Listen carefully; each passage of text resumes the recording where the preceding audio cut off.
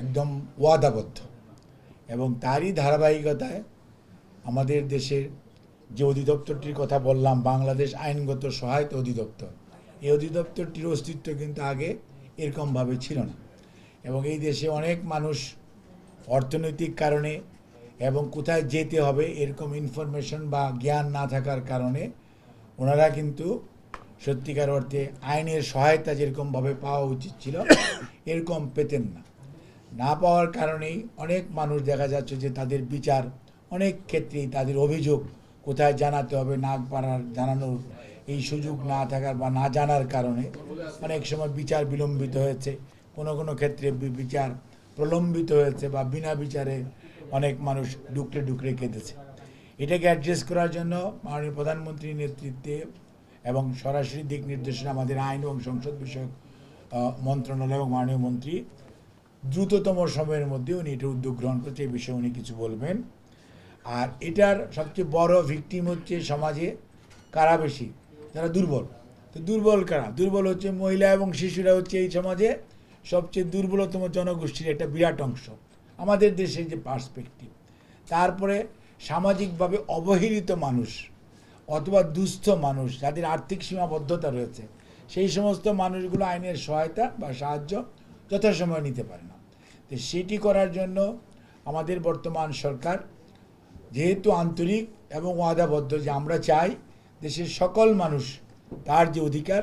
সেটি যথাযথভাবে সে ভোগ করুক এবং তার যে অধিকারের যাতে কেউ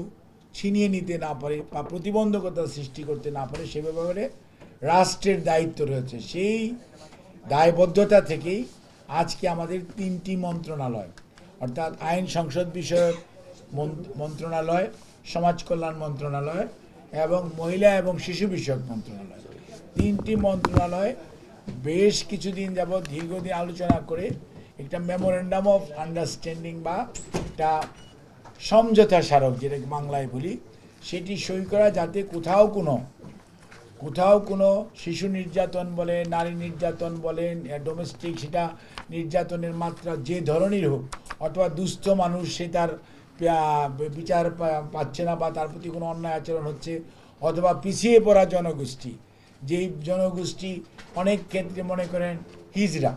এনারা এমন একটি জনগোষ্ঠী, তারপরে ক্ষুদ্র নৃতাত্ত্বিক গোষ্ঠী, এনারা এমন একটা জনগোষ্ঠী, চা শ্রমিক, অনেক পেশা আছে যারা সত্যিকার অর্থে যে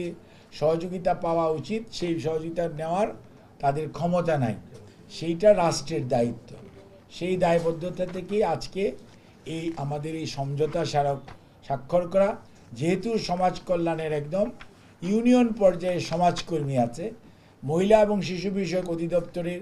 উপজেলা পর্যায়ে এবং উপজেলা পর্যায়ে আমাদের কর্মরত কর্মকর্তা এবং কর্মচারীরা আছেন, পুরুষ এবং মহিলা, এবং আইন এবং সংসদ বিষয়ক মন্ত্রণালয় যেহেতু